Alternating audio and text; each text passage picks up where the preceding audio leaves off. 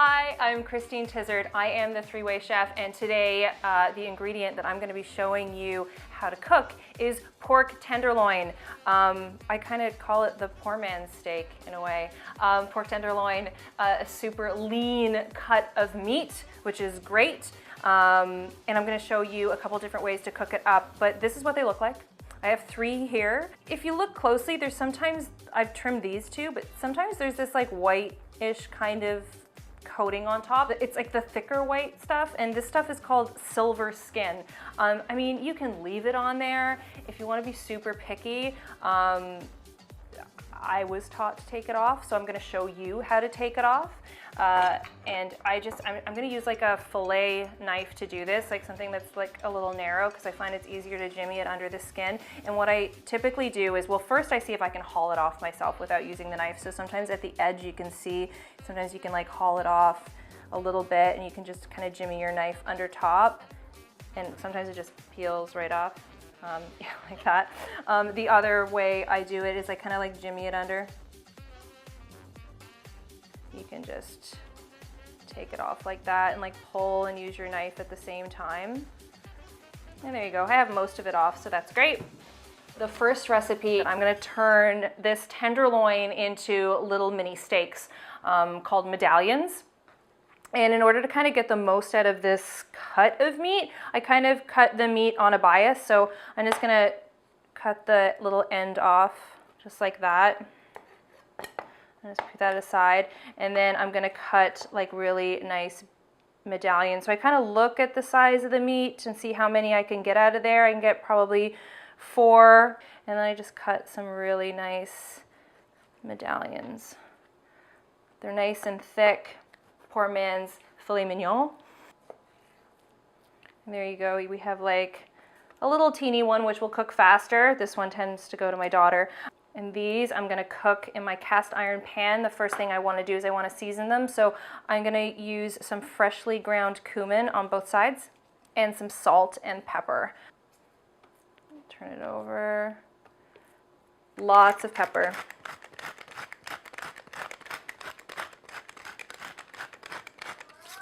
Hello? Come in and tell me if you know what I'm cooking. Let me test your knowledge. What am I cooking? Come see. What are these? Pork. Yeah? Is it? Yeah, it's pork. Oh, good yeah. job. Nice going. All right, bye. See you. Can you, Lily, the homework situation, I need you to do your homework. Hi, Lily. I do. You're doing it together? No, not happening today. Because we've been over this. You're shooting.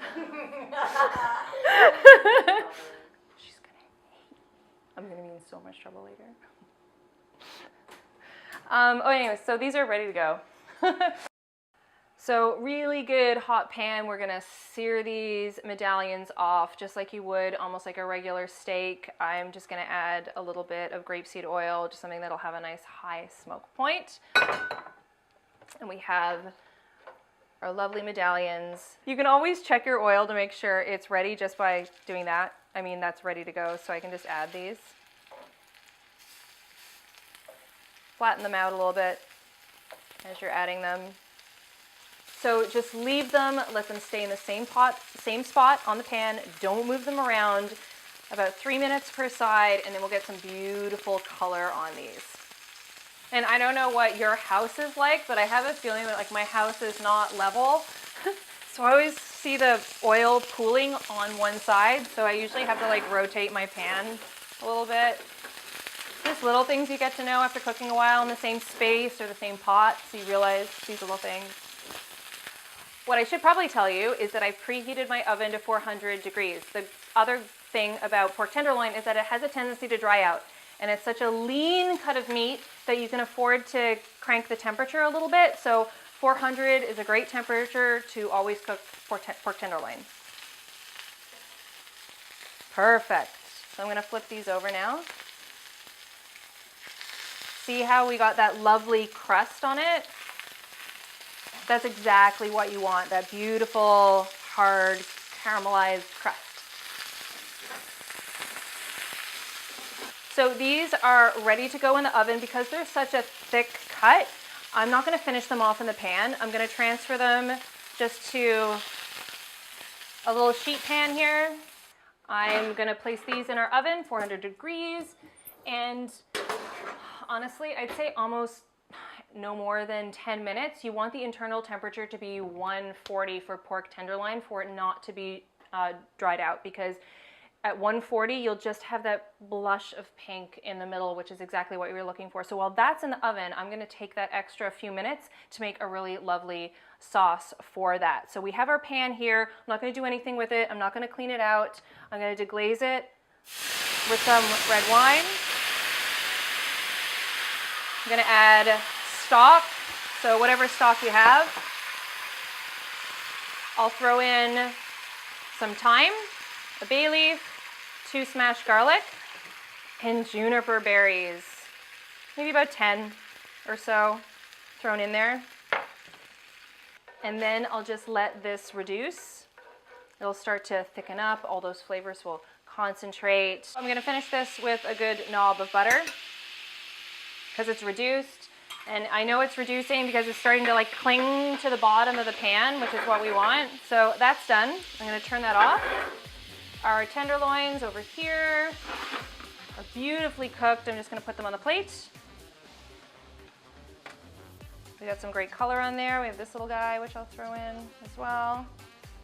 You can strain this if you want, but I'm at home. I'm cooking for my family. I'm not straining anything, so I'm just gonna pour this right over top. Really working out my arms here. There we go. So lovely, very rustic, little pork tenderloin medallions, perfect for a family of 4. I mean, they say we're only supposed to be eating a piece of meat around the palm of our hand. These are a little bit smaller, but they're super thick, and I can't wait to dig into these. Oh, that smells so good. Recipe number 2, we're going to do a Dijon and herb and hemp heart crusted pork tenderloin. So I have my pork tenderloin here. It's whole. I'm seasoning all sides of it with salt and pepper first. I'm gonna smother it with Dijon mustard, and this is gonna be kind of the glue that helps us attach the herbs and the hemp hearts to it. So a nice coating of Dijon mustard. I'm also gonna use grainy mustard. This is gonna give us some more texture. I have chopped rosemary and thyme here. Nice woodsy herbs, finely chopped. Another layer of that grainy Dijon mustard. Hi. Lovely. And let me clean this off. And here I have my hemp hearts. So you could also use sesame seeds if you want. I just want to change it up a little bit. Sesame seeds are really great. It's going to add some really nice crunch. Just going to put this right on top. So I'm going to roll. I'm going to get my hands in here, and I'm just going to press it and roll it. So we get that really nice crust on there. So I'm going to place it on a baking sheet. Once again, I'm going to put it in the oven at 400 degrees. It'll probably take 20 minutes. You might want to rotate it once throughout. You want the internal temperature to be 140, so let's pop this in the oven. It looks so lovely. So this has been in the oven 20 minutes. I have a really nice crust going on here. It looks really beautiful. I'm just gonna plate it really simply. You wanna let this rest for about 10 minutes before slicing into it. And you can slice into it as thick or as thinly as you want. You can get everyone like a nice medallion, like we did before. But it's just a different way of serving a pork tenderloin. You got lots of herbs that flavor the Dijon in there, and those great little hemp seeds. So this is a really nice, interesting way to change up your pork tenderloin. Third recipe is a Mexican-inspired pork tenderloin. We eat a lot of tacos in the house too, so marinating a whole pork tenderloin in a Mexican spice overnight is a great way, and then you just come home at the end of the day, throw the pork tenderloin in the oven, and make some simple tacos, which is great. I like to make my own Mexican spice mix. By all means, you can buy a pre-made one, but I just kind of make a big batch of it at home, and then I take it out whenever I need it. So I'm going to show you how to do that right now. So I just grab a mason jar, and in here I have my chili powder. The base of it's mostly chili powder, and to that I'm going to add some heat, so hot chili flakes, some cayenne, just a pinch, combination of garlic powder and onion powder. Whoa. I'm going to add that in.